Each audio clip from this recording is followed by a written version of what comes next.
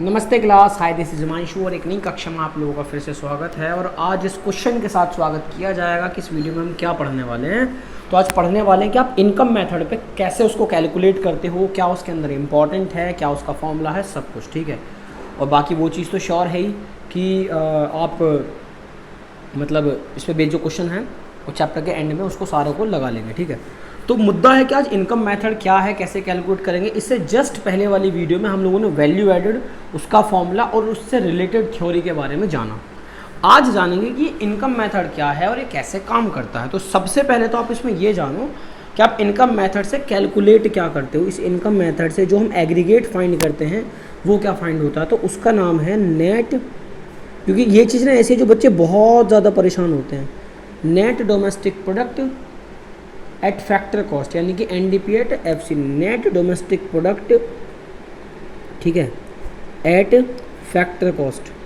और कुछ बच्चे इसको एक नाम से और जानेंगे, अभी आप समझना, हम इसी को डोमेस्टिक इनकम भी बोलते हैं। यानी कि हम भैया नेशनल इनकम से डोमेस्टिक इनकम कैलकुलेट कर लेते हैं, ठीक है।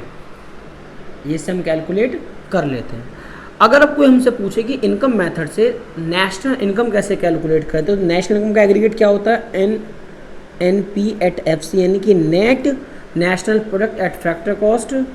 और इनकम मेथड से हमें क्या फाइंड होगा, NDP एट FC, यानी कि सब कुछ सेम, नेट से नेट सेम, डोमेस्टिक से नेशनल पे जाना है तो आप उसके अंदर NFIA यानी कि net factor income from abroad plus कर दोगे, ठीक है। तो इस हिसाब से हम लोग अपनी नेशनल इनकम, ये क्या है, नेशनल इनकम का एग्रीगेट, ठीक है, दिस इज नेशनल इनकम, आप इसको कैलकुलेट कर लोगे। अब क्वेश्चन ये है कि इसको कैसे कैलकुलेट करें NDP एट FC को, तो वही हमें इस वीडियो में जानना है।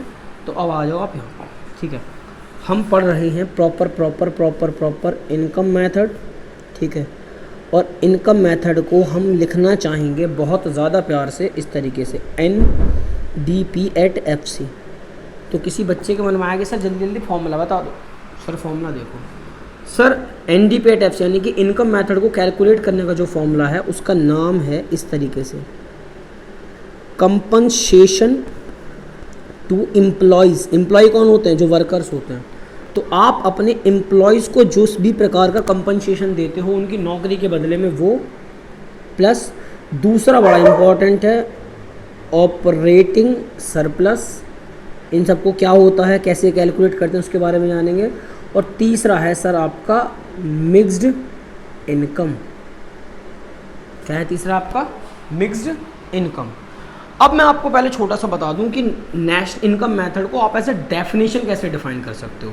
जब आप डेफिनेशन वाइज डिफाइन कर दोगे तो आपको उसमें इसके बारे में पता चल जाएगा, इसके बारे में भी पता चल जाएगा और इसके बारे में भी पता चल जाएगा, ठीक है। तो इसको एज अ डेफिनेशन, इसको मैं लिख दे रहा हूँ पहले। फर्स्टली इस तरीके से लो, फर्स्टली हम इसको एज अ डेफिनेशन पढ़ेंगे। उसके बाद हम इसको जानेंगे कि इनका डिटेल मतलब क्या होता है। फॉर्मूला वैसे जेन्युइन बताऊँ तो यही है, COE, ऑपरेटिंग सरप्लस और MI, दैट्स इट। तो एज अ डेफिनेशन फर्स्टली अगर हम इसको जानते हैं तो फॉर्म डेफिनेशन आपके पास ये है कि ऑल द इनकम्स, यानी कि वो उन सभी कमाइयों के बारे में बात करेगा, all the incomes that occur, जो आप कहाँ से कमाते हो है भाई, that occur to what, to the factor of production. Factor of production के माध्यम से आप जिस भी तरीके से पैसा कमाते हो वो आपका इनकम मेथड में हेल्प कराता है। बाय वे ऑफ, अब आप यहाँ पे नाम देखना, बाय वे ऑफ, ये मैं दूसरे से लिखूँगा, वेजेस। वेजेस किसको मिलती हैं, एम्प्लॉयज़ को, कॉमा, ठीक है। नेक्स्ट के वर्ड क्या लोगे आप, रेंट ले लो। रेंट ऑपरेटिंग सरप्लस का एक हिस्सा है, ठीक है। आप इसके अंदर इंटरेस्ट ले लो, इंटरेस्ट ऑपरेटिंग सरप्लस का हिस्सा है, ठीक है। या फिर आप लिख सकते हो प्रॉफिट, प्रॉफिट भी इनफैक्ट ऑपरेटिंग सरप्लस का हिस्सा है। और मिक्स्ड इनकम में अगर मैं मोटा मोटा बता दूं तो जो लोग सेल्फ एम्प्लॉयड हैं वो लोग मिक्स्ड इनकम क्या आते हैं, तो उसको हम फिर रिप्रेजेंट कर दे रहे हैं एक्सेट्रा से, एक्सेट्रा से रिप्रेजेंट कर दिया।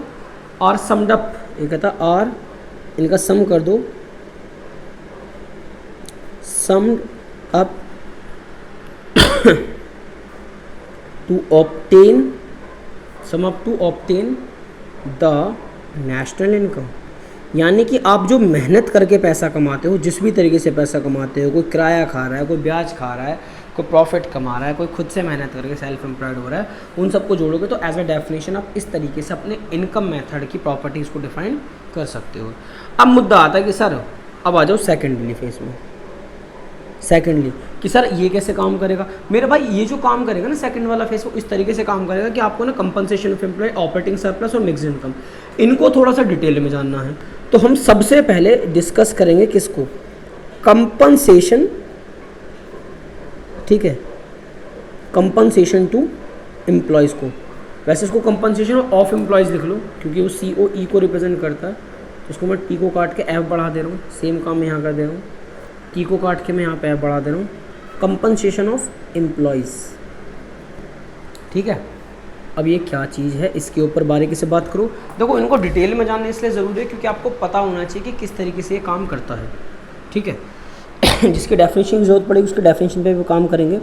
बाकी मैं एग्जांपल देता हुआ चलूँगा। सबसे पहला कह रहा है कि कंपनसेशन ऑफ एम्प्लॉयज़। एम्प्लॉयज़ किस चीज़ के लिए काम करते हैं, एम्प्लॉयज़ काम करते हैं आपके वेजेस के लिए, वेजेस एंड सैलरीज़ के लिए, और वो भी क्या किस फॉर्म में, इन कैश, आपको नगद मिल सकता है या फिर वो लोग आपको आपके अकाउंट में पैसा दे सकते हैं।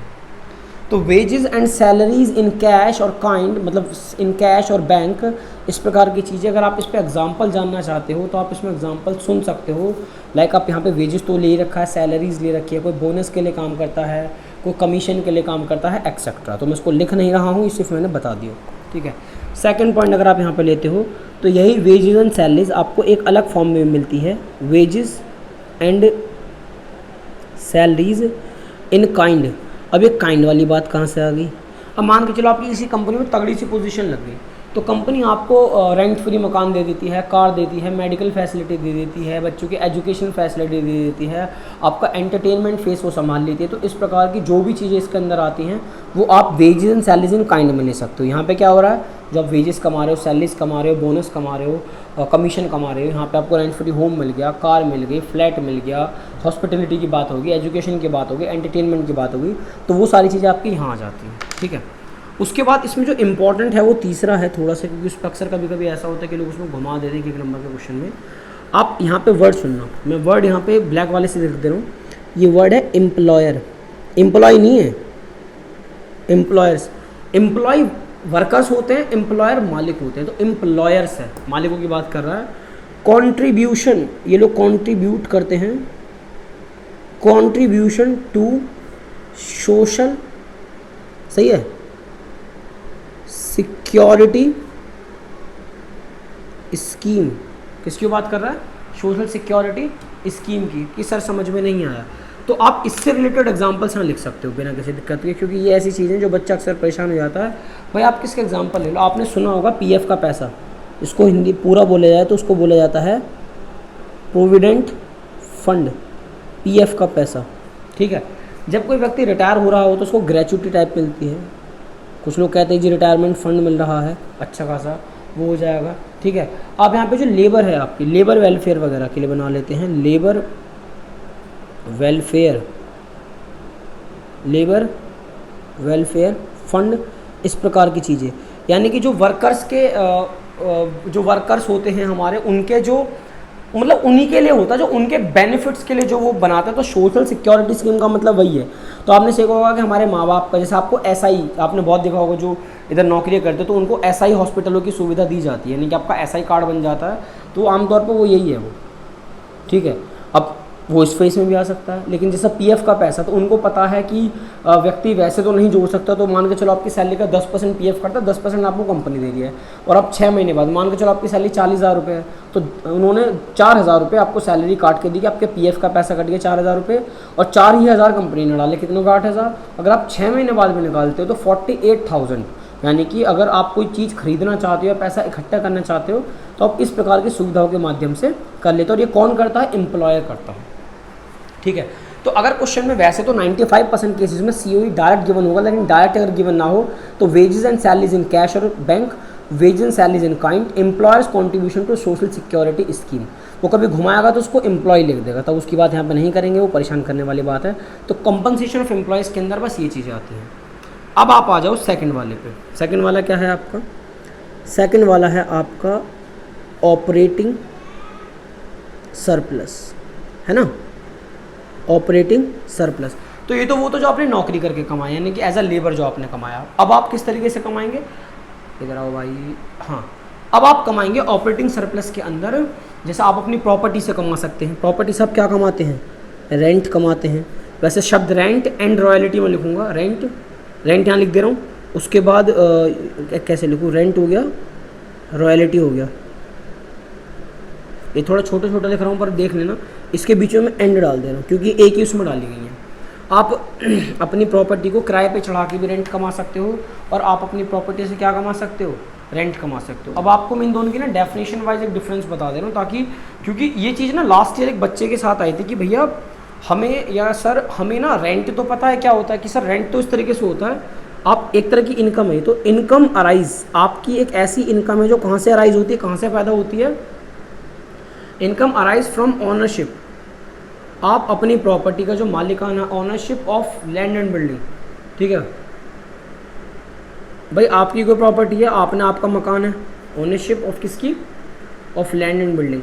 अब डेफिनेशन शायद अगर थोड़ी बुरी सी लगी हो तो ये बात तो सबको पता है भाई। कोई कहता है कि हमारे 10 कमरे किराए पे उठ रहे हैं, तो वो जो किराया वो क्या है? रेंट है। तो आप अपनी प्रॉपर्टी से भी कमा सकते हो। मुद्दा ये है कि रॉयल्टी क्या है। तो इसके अंदर ना ये शब्द था। तो लास्ट ईयर एक बच्चे ने पूछा था, अगर बच्चे का नाम नहीं तो रंजन ने पूछा था कि सर हमने फलाने इंस्टीट्यूट में देखा कि बच्चे को, चलो एक बार को रेंट तो समझ में आता है क्योंकि रेंट आम जिंदगी में बहुत ज़्यादा यूज़ होता है, रॉयल्टी क्या चीज़ है वो हमें नहीं पता, ठीक है। अब इसके लिए अगर लिखे तो ये कहता है कि एक ऐसी income receive from granting leasing rights. ये क्या है? आप एक ऐसी इनकम की बात कर रहे हो जिसमें वो कहता है कि आप इनकम जो रिसीव करते हो, इनकम रिसीव्ड, ठीक है, for granting, income receive from granting leasing right. मैं इसको एग्जांपल से बता दूंगा अभी। लीजिंग राइट, देखो इस बच्चे की वजह से जो उसको पूरा बता भी रहा हूँ, ठीक है। Leasing right of subsoil assets. अभी समझ में नहीं आया, अब मैं आपको दो चीज़ें बताता हूँ। मान के चलो कि आपके पास कोई व्यक्ति आता है और कहता है कि जो आपकी फलानी जगह मुझे अगले 100 साल के लिए लीज पे चाहिए। तो अगर आप अपनी प्रॉपर्टी किसी दूसरे व्यक्ति को लीज पे दे देते हैं, तो लीज का मतलब क्या, सामने वाले के लिए तो वो लीज और प्रॉपर्टी है, वो एसेट्स की तरह ट्रीट करेगा, और बदले में उस पर जो किराया देगा उसको रॉयल्टी बोला जाएगा। जैसे अगले 99 साल के लिए आपने लीज पे दे दी। आपने एक पिक्चर देखी होगी KGF के फर्स्ट पार्ट में, ठीक है, जहाँ पे वो लोग, वो जो माइनिंग वाली खदान होती है, वो उसको सरकार से 99 साल के लिए लीज पे ले लेता। कौन? जयवर्धन। तो वो जो उनको पे करेगा वो एक तरह का रेंट ही समझो, लेकिन उसको बोला रॉयल्टी जाता है, ठीक है। एक ऐसे एग्जाम्पल से आप पढ़ सकते हो। आप और किस तरीके से पैसा कमा सकते हो? आप यहाँ पे पैसा कमा सकते हो इंटरेस्ट के माध्यम से।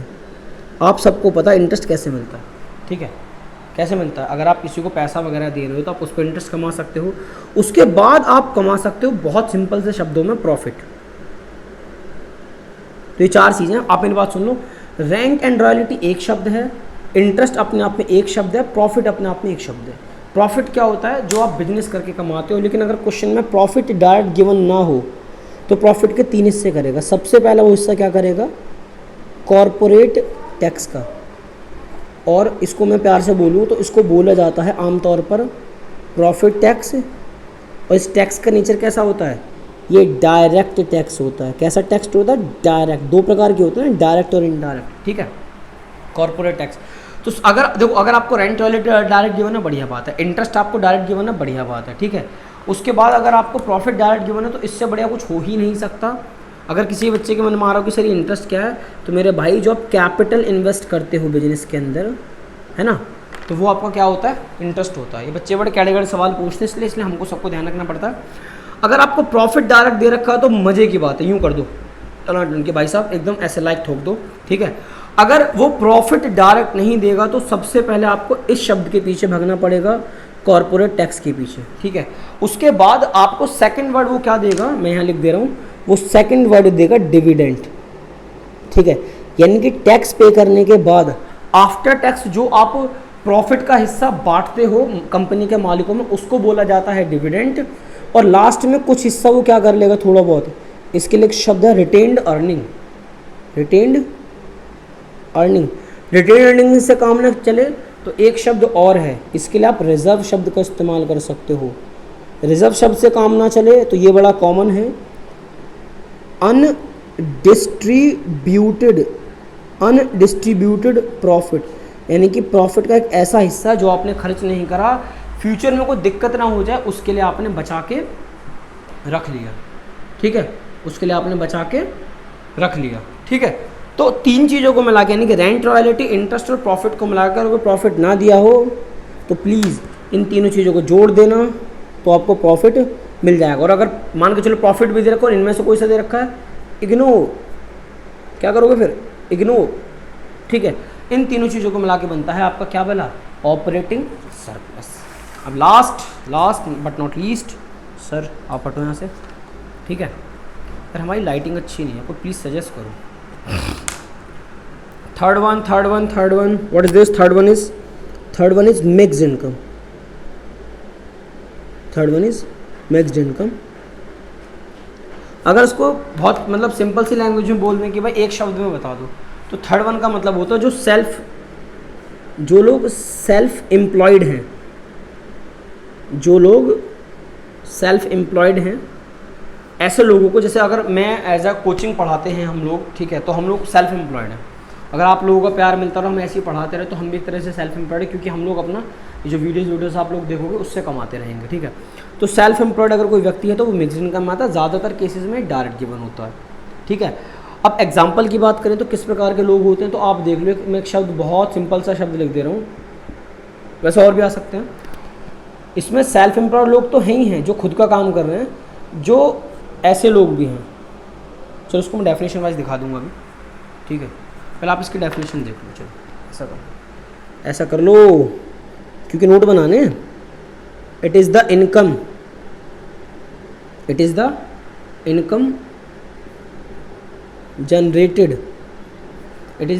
Generated by its own account workers.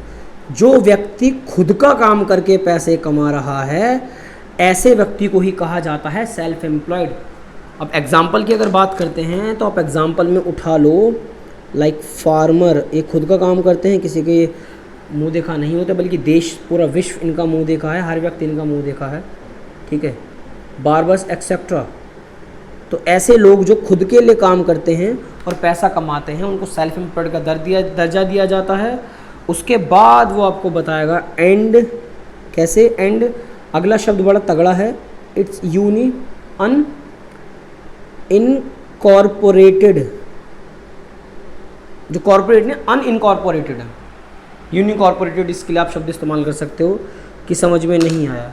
भाई जो रिटेल ट्रेडर्स होते हैं कि हम रिटेल का काम करते हैं, हम तो ट्रेडर्स हैं, ये भी सेल्फ एम्प्लॉयड लोग हैं एक तरीके से। ठीक है, जो छोटे मोटे दुकानदार हैं, इनको कहा जाता है स्मॉल शॉपकीपर्स एक्सेट्रा। ऐसे लोग किस में आते हैं, आपके मिक्स्ड इनकम के अंदर आते हैं। वैसे ज़्यादातर केसेस में डायरेक्ट गिवन होगा, तो डोंट बी परेशान, डोंट बी पैनिक। ठीक है, तो भैया आप जब इस फॉर्मूले की बात आप कर लेते हो, तब आपका क्या आ जाता है, भला क्या आ जाता है, आपका इनकम मेथड तैयार हो जाता है।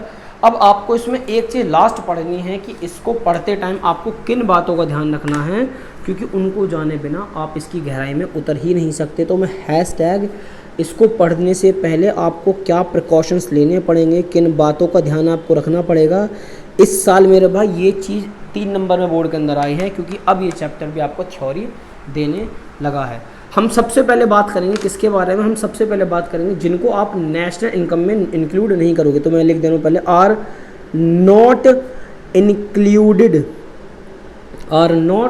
Included in the national income, यानी कि जिन चीज़ों को आप नेशनल इनकम के अंदर नहीं जोड़ते और वो स्टिल हमारी इनकम होती हैं, आप उनकी सबसे पहले बात करोगे, जिसमें सबसे पहला नाम है आपकी ट्रांसफ़र इनकम का, जो एक तरफा होती है। सही है, जो आपने मेहनत करके पैसा नहीं कमाया, ऐसी इनकम को ट्रांसफ़र इनकम कहते हैं। मान के चलो आपकी लॉटरी लग गई, ठीक, आपको स्कॉलरशिप मिल गई, आपको कहीं से चंदा मिल गया, दान मिल गया, इस प्रकार की चीज़ें, आपको कोई गिफ्ट मिल गया। और अगर इसको डिटेल में जानना है तो चले जाओ चैप्टर नंबर 2 पे 720 में देख लेना, क्वालिटी वहाँ मिल जाएगी। बाकी तो हम क्वालिटी मेंटेन करने की कोशिश आपसे कर रहे हैं। बाकी देखो कितना अच्छा कर सकते हैं। प्लीज़ राइटिंग के लिए सजेस्ट करो, राइटिंग में मज़ा नहीं आ रहा। और क्या हो सकता है, अगर आप इनकम जनरेट करते हो, इनकम फ्रॉम, सुनना ध्यान से, sale of second hand goods. अगर आप सेकंड हैंड गुड्स को बेच के इनकम जनरेट करते हो तो भी वो आपको यहाँ नहीं जोड़ा जाएगा। फिर वो क्या कह रहा है, अगर आप इनकम जनरेट करते हो, income from sale of shares, ये उसमें भी था पहले वाले में, बॉन्ड्स एंड डिबेंचर्स, ये चाहे नए हो चाहे पुराने हो, उसका था। उसका तो आप क्या ले सकते थे यहाँ पे, अगर आप कोई भी पेमेंट करते हो या आपको कोई पेमेंट करता है, payment out of past savings, जो आपने पास्ट सेविंग कर रखी हैं, अगर आप उस पैसों को अपने काम में खर्चे में लाते तो भी वो आपकी इनकम यहाँ पे आमतौर पर नहीं कहलाएगी, ठीक है। और अगर आप कोई ऐसा गेन कर लेते हो जो आपने मेहनत करके नहीं कमाया, जैसे हमने कोई एसेट्स बिकवा दी, तो उसके लिए कह सकते हैं वाइंडफॉल गेन्स, आप उसको नेशनल इनकम में इंक्लूड नहीं करोगे, ठीक है। अब एक और ले लेते हैं, चलो जिनको आप इंक्लूड कर सकते हो, ये तो एक छोटा सा ही है, ठीक है। अब आप देखो, वैसे ज़्यादा नहीं लिया उसमें, मैं एक बार बुक से देखना चाहूँगा, वेयर इज़ माई बुक, ठीक है। देखते हैं इसमें बुक हमें कितना बताना चाहती है। देखो सब बुक का है, जो अभी तक पढ़ाया था ये वो था, ये रहा, ये तो मैं बता चुका हूँ। अगर मैं प्रिकॉशंस की बात करूँ तो अब देखो, ये प्रिकॉशन से ट्रांसफ़र इनकम हो गया, like scholarship, donation, charity, old age pension, सब उसमें आ गए, ठीक है। फिर आप ले सकते हो कि आपको सेकंड हैंड गुड्स बेचते हो उसको नहीं लेते, आप शेयर्स वगैरह बेचते हो उसको नहीं लेते, लाइक आपके ये लॉटरी लग गई, हॉर्स रेस में जीत गए, ये वाइंडफॉल गेन्स, आप इसको उसमें नहीं जोड़ते, ठीक है। Payment out of savings like debt, duties, gift tax, ठीक है। तो आप पास्ट सेविंग्स, आप ये ना गिफ्ट टैक्स हो गया, इंटरेस्ट टैक्स होगा, इस टाइप की चीज़ें आप एग्जाम्पल के लिए इनको बिल्कुल याद रख सकते हो। बल्कि एग्जाम्पल मैं आपके लिए लिख भी दूँ, थोड़ा सा मैं एग्जाम्पल आपके लिए लिख दूँ ताकि आपको दिक्कत ना हो, ठीक है। तो वाइंडफुल गेन के ऊपर एग्जाम्पल अगर आप पढ़ना चाहते हो तो उसके लिए वो कह रहा है वाइंडफुल गेन के ऊपर, लाइक लॉटरी, आपकी लॉटरी लग गई, आप हॉर्स रेस जीत गए, है ना, हॉर्स रेस, इस प्रकार की चीज़ें आपकी यहाँ आती हैं। पेमेंट ऑफ में क्या कह रहा है वो, गिफ्ट टैक्स कह रहा है वो, तो उसको मैं यहाँ लिख दे रहा हूँ, जैसा उसने कहा कि गिफ्ट टैक्स हो गए, कॉमा इंटरेस्ट टैक्स हो गया, इस प्रकार की चीज़ें, ठीक है।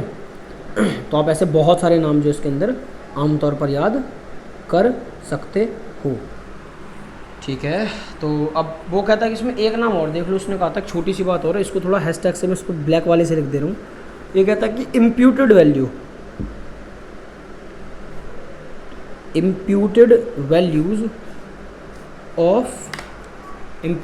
ऑफ सर्विसेज, अगर आप सर्विसेज देते हो, प्रोवाइडेड बाय ऑनर, प्रोवाइड्स, ज़रा अच्छे, शायद आगे पीछे हो गया होगा बट मैंने ध्यान नहीं दिया, कोई बात नहीं, आप लोग देख लेना, ठीक है। प्रोवाइड्स बाय ऑनर्स, ठीक है, of production unit will be included, समझ लो। अब ये इम्प्यूटेड वैल्यू का है क्या, मान के चलो आपने क्या कर लिया कि आप खुद की कैपिटल इंटरेस्ट लगा रहे हो, इसमें क्या क्या एग्जांपल दे रहे हैं, इसमें आप एग्जांपल समझो, पहले इसमें एग्जांपल समझो आप, इस वाले के एग्जांपल बड़ी ज़रूरी हो सकते हैं। जैसे वो कहता है कि भैया interest on own capital, interest on खुद की कैपिटल पे इंटरेस्ट चार्ज करना, अक्सर बिजनेस में होता है, ठीक है। प्रोडक्शन कर लेना सेल्फ कंजम्पशन के लिए, प्रोडक्शन फॉर सेल्फ कंजम्पशन, ठीक है, ऐसी चीज़ें एग्जाम्पल के तौर पर आप इनको बहुत आराम से पढ़ सकते हो कि ऐसी चीज़ें आपकी जो है वो उसके अंदर जोड़ी जाती हैं, इनको सब आप नहीं जोड़ते। अगर आपको किसी बच्चे को बनवाता है, जैसे ट्रांसफ़र इनकम के एक आध एग्जाम्पल दे दूँ तो उसका बड़ा एक कॉमन फेमस है ओल्ड एज पेंशन, आप स्टूडेंट हो तो अगर आपको स्कॉलरशिप मिल जाती है तो ऐसी चीज़ें हो गई हैं, ठीक है। आपको ग्रांट चंदा मिल जाता है तो आप ऐसी चीज़ें यहाँ से ले सकते हो। डोनेशन दे देता है, कोई चैरिटी की बात करता है, चलो एक शब्द ले लो चैरिटी, इस प्रकार के शब्द जो हैं वो आपके यहाँ पे आ जाते हैं, ठीक है। तो ऐसी चीज़ों को ध्यान में रख के आप अपना डिटेल में इनकम मेथड पढ़ सकते हो, और बाकी आपकी संदीप गर्ग सर की बुक से ही है, ठीक है। अगर हमसे कोई कमी होती हो तो हमें वो भी बताइए, और क्वालिटी सुधारनी तो वो भी बताइए, कुछ एडिट करना हो तो वो भी बताइए, लाइट कैसे मैनेज हो सकती है प्लीज़ वो मुझे कोई बताओ। जो बच्चा देखता हो 12th में हो और या कोई और देख रहा हो, कोई टीचर ही देख रहा हो, तो प्लीज़ सजेस्ट करें। और इस वीडियो में फ़िलहाल तो इतना ही, ठीक है, और थैंक यू सो मच। इसके जस्ट नेक्स्ट वाली वीडियो में जो आपको मिलेगा वो मिलेगा आपको भला कौन सा, expenditure method with detail explanation, ठीक है, और उसकी थोड़ी बहुत एक्स्ट्रा थ्योरी, देन उसके बाद दबा के चलेंगे practicals, and this is it. Thank you so much.